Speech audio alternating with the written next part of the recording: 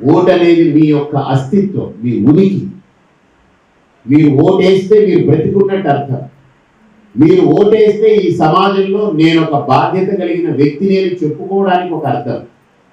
మీరు ఓటేస్తే ఈ సమాజం యొక్క మంచిని కోరుకుంటున్నానని చెప్పడానికి అర్థం. మీరు ఓటేస్తే ఈ సమాజం నాకు రుణపడుంది అని చెప్పడానికి అర్థం. మీ ఓటుని ఇంకోటి ఎవడైనా వేసేసాడు అనుకోండి, అది కూడా మీరు అవకాశం ఇచ్చినట్టే. అంతే కదా?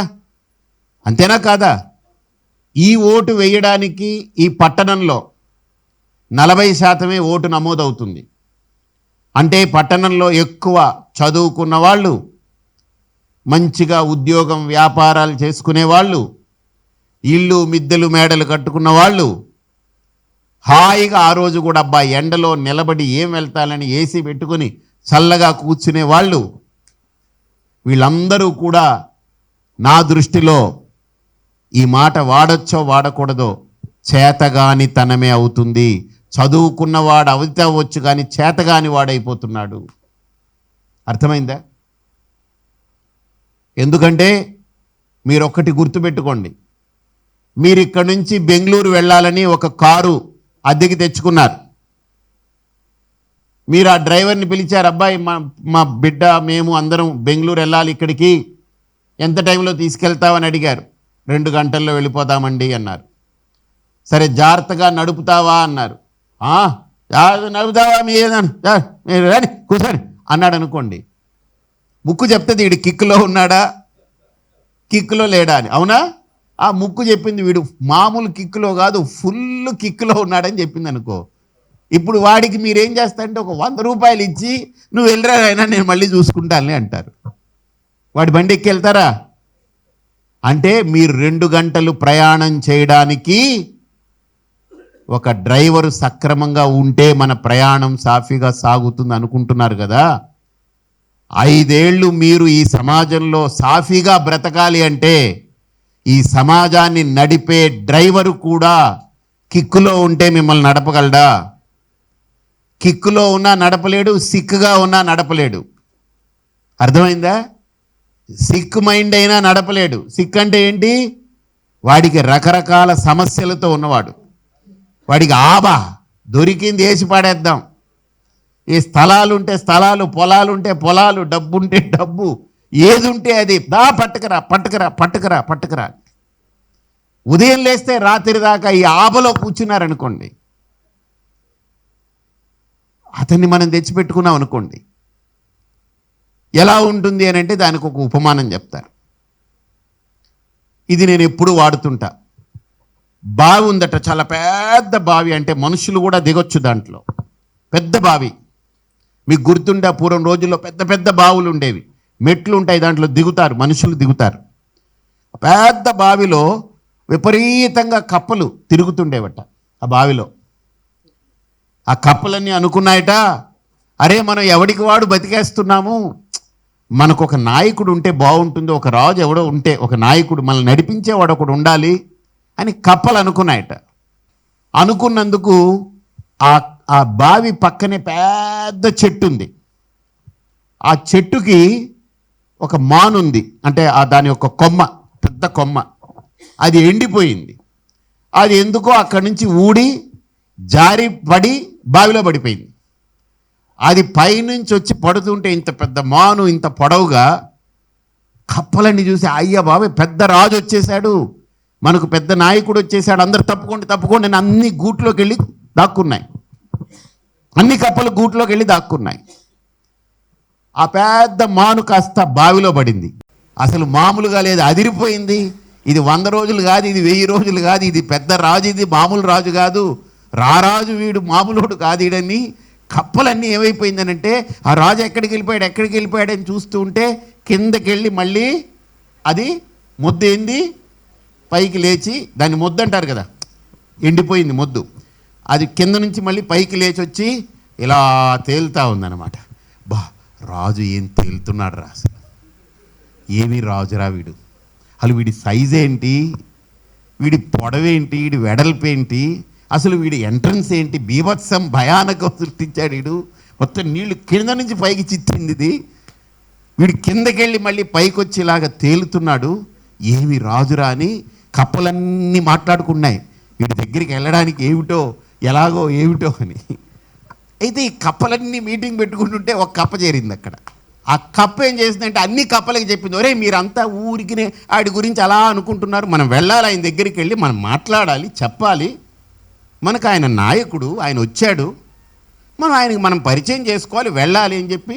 అంటే ఈ కప్పలని వెళ్ళొచ్చా, ఆయన కలుస్తారా, ఆయన మనల్ని పలకరిస్తారా, దగ్గరికి తీసుకుంటారా, లేకపోతే ఆయన ఎంట్రన్సే బీభత్సంగా కొట్టింది ఇక్కడ, మనం వెళ్ళగానే మళ్ళీ అన్నాడంటే మళ్ళీ ఎక్కడ ఎగిరిపోతామో మనం తెలియదు అంటే ఏం కంగారు పడకండి, మీకెందుకు, చూద్దాం, మనం వెళ్ళి పలకరించకపోతే మనది కదా తప్పు. ఆయన వచ్చాడు, మనం ఓట్లు వేస్తే గెలిపించుకుంటే, మనం అందరం ప్రే చేసాం, వచ్చాడు, మనం వెళ్ళి మాట్లాడాలి కదా అని దాని దగ్గరికి వెళ్ళి హై హై నాయక, హై హై నాయక, హై హై నాయక అని పాప వీళ్ళందరూ వెళ్ళారు. ఈ కప్ప వెనకాల అన్ని కప్పలు వెళ్ళాయి, కానీ అవన్నీ భయపడుతున్నాయి.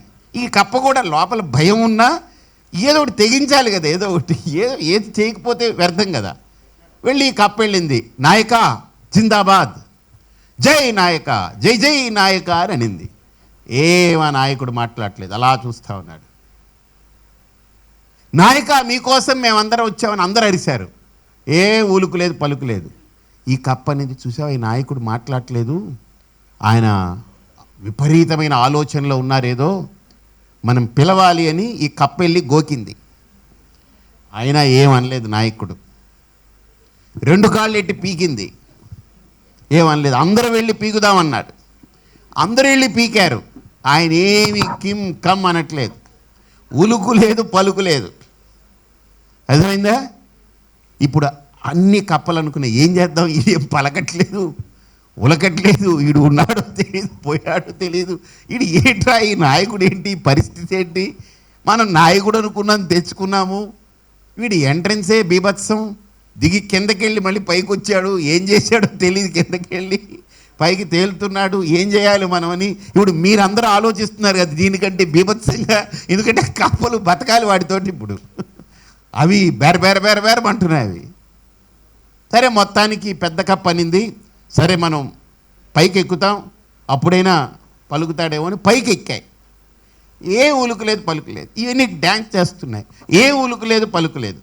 ఈ కప్పలని వీడు ఎందుకు వచ్చినట్టు, వీడు ఏం చేస్తున్నట్టు ఇక్కడ, అబ్బెబ్బెబ్బెబ్బే ఇది మొద్దు నాయకుడు రా, ఇది అస్సలు ఏమీ లేదు ఇందులో, ఏమి ఆపరేషన్ చేసి తీసినా ఏం కనపడేలా లేదు ఇక్కడ, తులం కూడా లేదు లోపల, గ్రాము కూడా దొరికేలా లేదు లోపల, ఏమన్నా వెతికితే.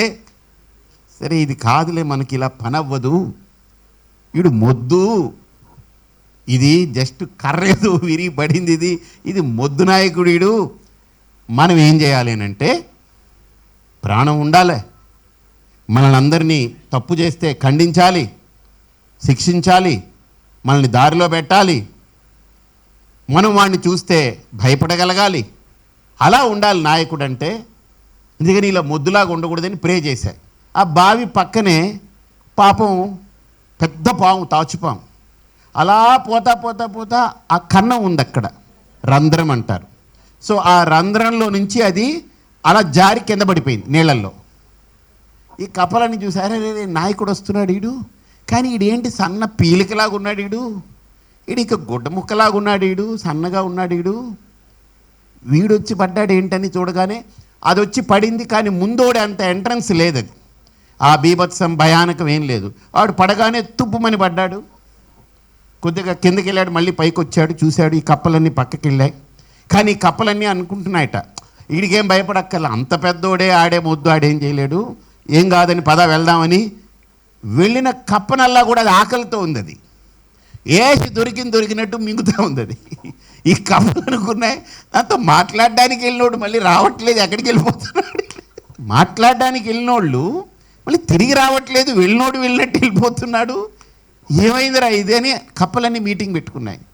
మీటింగ్ పెట్టుకుని అమ్మమ్మమ్మ ఇది తాజ్పాము, ఇది వీడు మింగేస్తాడు, మనం దగ్గరికి వెళితే మొత్తం మన దగ్గర ఉన్నది కాదు మనల్ని కూడా మింగేస్తాడు వీడు. కాబట్టి ఇప్పుడు మన పరిస్థితి అగమ్య గోచరం. ముందొచ్చినోడేమో మొద్దు, వీడొచ్చినోడేమో మింగేస్తున్నాడు. కాబట్టి మనం ఈ రెండింటిని కాదు, మనల్ని జాగ్రత్తగా చూడాలి, మనల్ని దారిలో పెట్టగలగాలి, మనకు అభివృద్ధినివ్వాలి, మన గురించి మంచిని ఆలోచించాలి, 5 ఏళ్ళు తాను కష్టపడి పని చేయగలగాలి, మనతో పాటు నడవాలి, మనందరి కష్టాలని అర్థం చేసుకునే అంత స్థితిలో అందుబాటులో ఉండాలి. అలాంటి నాయకుడు మనకు కావాలి అని ఈ కప్పలన్నీ కోరుకున్నాయి. కానీ కోరుకుంటే సరిపోతుందా? ఆ కోరిక అందరికీ ఉంటుంది.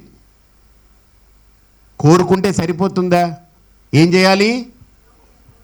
మే 13వ తేదీ, ఎప్పుడు? మే 13వ తేదీ అంటే 12వ తేదీ రాత్రికే మనందరం అన్నీ రెడీ చేసుకుని శుభ్రంగా హాయిగా ఇంట్లో పడుకుని, ఆ రోజు టీవీలు అన్నీ బంద్ చేసేసి 9కే పడుకుని ఉదయం 5 గంటలకు లేచి స్నానం చేసి దేవుడి దగ్గర దీపం పెట్టి మా జీవితాల్లో కూడా దీపం వెలుగుని నింపే ఒక నాయకుడి కోసం మేము వెళ్ళాలి, ఆ నాయకుడిని మాకు అనుగ్రహించని దేవుణ్ణి ప్రార్థించి మనం వెళ్ళి నిలబడి ఓటు వేయాలి. అర్థమైందా? మనం వేసే ఓటుతో ఒక నాయకుడు తయారవుతాడు. బాగా గమనించండి. కానీ ఆ నాయకుడికి ఆ సమాజం 5 ఏళ్ళు కట్టుబడి ఉంటుంది. ఆ నాయకుడి చేతిలో ఆ సమాజం అంతా కూడా బ్రతుకుతుంది. ఇప్పుడు మన ఇంట్లో బిడ్డని ఒకడికి పెళ్లి చేసి ఇస్తే ఆ బిడ్డ బ్రతుకు ఎవరి చేతుల్లో ఉంది? తన భర్త చేతుల్లో ఉంది. అలాగే మనం వేసే ఓటుతోటి ఒక నాయకుడిని తయారు చేసుకుంటున్నాం. ఆ తయారయ్యే నాయకుడి చేతిలో మన బతుకులు ఉంటాయి. 5 ఏళ్ల మన భవిష్యత్తు, 5 ఏళ్ల మన యొక్క జీవితం, మన ప్రయాణం వాళ్ళ చేతుల్లో పెడుతున్నాం. ఇప్పుడు సపోజ్ మేము ఓటు వేయలేదండి, అయినా ఎవరి చేతుల్లో ఉంటుంది? వాడి చేతుల్లో.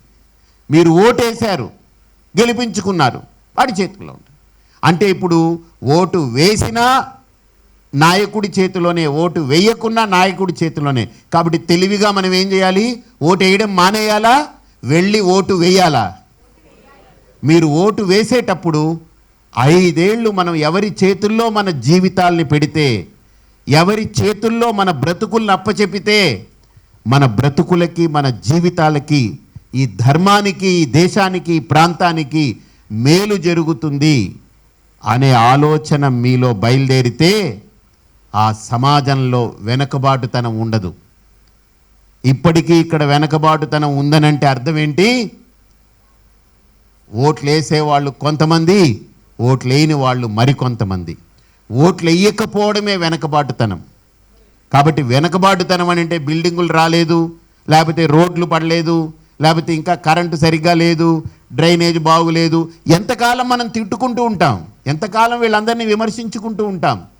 కదలండి, మీరు అడుగేయండి.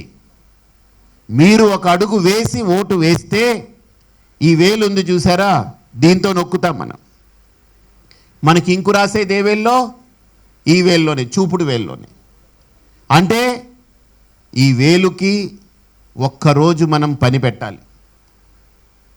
మనం వేసే ఓటు మన భవిష్యత్తుకి అది రూటు కావాలి. మనం వేయని ఓటు మన భవిష్యత్తుకి చేటు. మనం వేసే ఓటు మన భవిష్యత్తుకి రూటు. అర్థమైందా? కాబట్టి మనం ఓటు వేయాలి. అంతేకాదు మన ఇళ్లల్లో, మన చుట్టుపక్కల ఇళ్లలో వాళ్ళని కూడా మనం మోటివేట్ చేయాలి. ఓటు వేద్దాం మనం ఈసారి, మనమందరం హాయిగా ప్రశాంతంగా వెళ్ళి ఓట్లు వేసుకుందాం, మనం ఓటు వేయాలి. అది ఓట్ల పండగ. ఏంటి? ఓట్ల పండగ. అది ఆ ఓట్ల పండగ మనందరం కూడా ఒక పండుగ వాతావరణంలా జరుపుకొని, గందరగోళం వాతావరణం కాకుండా అందరం వెళ్ళి మన ఓటర్ ఐడిని మనం నమోదు చేసుకోవడం, మన ఓట్లని మనం నమోదు చేసుకోవడం. మీకు ఓటు లేదు అన్నారనుకోండి, ఆ రోజు ఏమయ్యా నేను చచ్చిపోయినానా, నేను ఈ ఊరు వాడిని, ఇదిగో నా రేషన్ కార్డు, నా ఓటు ఎందుకు లేదు అని అడగాలి మనం. మనం అడక్కపోవడం మనది పాపం. కాబట్టి మనందరం ఈ అంశంలో ఓటు వేసి మన ఉనికిని చాటుకుందాం. ఓటు వేసి ఈ సమాజాన్ని ప్రగతి వైపు నడిపిద్దాం. మనం ఓటు వేసి ఆ బావిలో పడ్డ మొట్టమొదటి నాయకుడు ఎవరు? దొంగ, మొద్దు. అలాంటి నాయకుడినా లేదు తర్వాత పడింది ఎవరు? అది. సో కాబట్టి ఈ సమాజానికి పాముల్లాంటి నాయకులు కావాలా, స్వాముల్లాంటి నాయకులు కావాలా? ఈ సమాజానికి కసాయి నాయకుడు కావాలా, కాషాయ నాయకుడు కావాలా? ఈ సమాజానికి ధర్మాన్ని నిలిపే నాయకుడు కావాలా, లేదు అవినీతి, అక్రమాలు, దందాలు, దోపిడీలు, నేనేం బాగుపడ్డా నాకేం వచ్చిందని రోజు బ్యాలెన్స్ షీట్లు చూసుకునే నాయకుళ్ళు కావాలా? కాబట్టి ఏ నాయకుణ్ణి కావాలో, మీరు హోటల్కి వెళితే బోల్డ్ ఉంటాయి అక్కడ, ఇడ్లీ, వడ, పూరి, మసాలా దోశ, రవ్వ దోశ, అది ఇది, వెజిటబుల్ బిర్యానీ అన్నీ ఉంటాయి కదా, టొమాటో బాతు, ఉప్మా అన్నీ ఉంటాయి.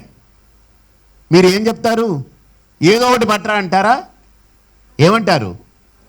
మీకేది కావాలనిపిస్తుందో, మీకేది మంచిదనిపిస్తుందో, మీకేది రుచి అనిపిస్తుందో, మీకేది తినాలనిపిస్తుందో చూసుకుని కదా. అలాగని ఇప్పుడు మీరు రేపు వెళ్ళినప్పుడు అందరూ ఉంటారు లైన్లో, మొత్తం అన్నీ ఉంటాయి అక్కడ. కాబట్టి ఆ మెనూ కార్డు మీకు ఇచ్చేది రేపు. దాంట్లో మీకు ఆరోగ్యాన్ని ఏది ఇస్తుందో, మీకు రుచిని ఏది ఇస్తుందో గుర్తుపెట్టుకోండి. అది మీరు చూసి ఓటు వేయాలి. అర్థమైందా? కాబట్టి ఈరోజు నేను చెప్పే ఈ ప్రతి మాట మీరు ప్రతి గడపకి చేర్చండి, ప్రతి ఇంటి తలుపు తట్టండి, ప్రతి గుండెకి ఇది చేరవేయండి. రేపు రాబోయే 5 ఏళ్ళు, 24 నుండి 29, ఈ 5 సంవత్సరాలు మీకు ఒక బంగారు భవిష్యత్తుని అందించడానికి మీరు అడుగు వేసి ఈ ఓటుని అందరూ వినియోగించుకునేలా. ఈసారి హిందూపురం అసెంబ్లీ పరిధిలో ఉన్నటువంటి మున్సిపాలిటీలో 38 వార్డులు ఉన్నాయి. 38 వార్డుల నుంచి 85%, 90% కనుక ఓటు నమోదైతే ఈరోజు నేను పెట్టిన ఈ కార్యక్రమం, నేను చెప్పిన ఈ అంశం మీకే కాదు మొత్తం రాష్ట్రమంతా అర్థమైనట్టు. వెయ్యాలి ఓట్లు అందరం. అర్థమైందా? కాబట్టి మనందరం ఈ దిశగా ఆలోచించి, ప్రభుత్వాలు కూడా ఇప్పుడు అంటే ఎలక్షన్ కమిషన్ కానీ వాళ్ళు కూడా ఓటు వేయండి, ఓటు నమోదు చేసుకోండి, ఓటు నమోదైన వాళ్ళు తప్పకుండా వెళ్ళి ఓటు వేయండి అని అంటున్నారు కదా. ఈరోజు ఎలక్షన్ కమిషన్ వాళ్ళు చెప్పేటువంటి ఓటు హక్కుని ప్రతి ఒక్కరూ వినియోగించుకోవాలి. ఓటు వేయకపోతే అది మీకు చేటు, ఓటు వేస్తే అదే మీకు రూటు. ఓటే మీ రూటు, ఓటు వేయకపోతే చేటు. కాబట్టి తప్పకుండా ప్రతి ఒక్కరూ ఓటు హక్కును వినియోగించుకోండి. ఓటు వేసేటప్పుడు కూడా మనకు ఏది యోగ్యమో, ఎవరు మన జీవితానికి, మన యొక్క బ్రతుకుకి ఒక మంచి మార్గం వేయగలరో వాళ్ళందరినీ కూడా చక్కగా ఆలోచన చేసి మీరు ఓటు వేసే సమయంలో పవిత్రమైన హృదయంతో ఆలోచించుకుని ఏది ధర్మమో, ఏది సత్యమో, ఏది అభివృద్ధికి ప్రగతికి ప్రతీకనో, ఏది మంచికి స్థానమో, ఏది మనకు సుఖ సంతోషాలు ఇస్తాయో, ఏది ఈ సమాజాన్ని చక్కగా నడిపించగలదో ఆ దిశగా మీరు ఆలోచించి మీ నాయకుణ్ణి ఎంచుకునే స్వేచ్ఛ, హక్కు ఈ రాజ్యాంగం కల్పించింది. దాన్ని మీరు వినియోగించుకుని చక్కగా ఒక మంచి సమాజాన్ని నిర్మించుకోండి. అంతేగాని ఓటు అయిపోయిన తర్వాత, ఎన్నికలు అయిపోయిన తర్వాత మీరు తిట్టుకున్నా, మీరు ఏమనుకున్నా, గొనుక్కున్నా మిమ్మల్ని మీరు విమర్శించుకోవడమే, మిమ్మల్ని మీరు తిట్టుకోవడమే. కాబట్టి మనందరం ఆ దిశగా ఆలోచింపజేస్తాం. అందరినీ ఆ రకంగా ఆలోచింపజేసే ప్రయత్నము చేద్దాం. అందరూ ఒకసారి గట్టిగా పిడికలు బిగించి నాతో చెప్పండి, భారత్ మాతా కీ, భారత్ మాతా కీ, భారత్ మాతా కీ, వందే వందే వందే, జై హింద్, జై హింద్.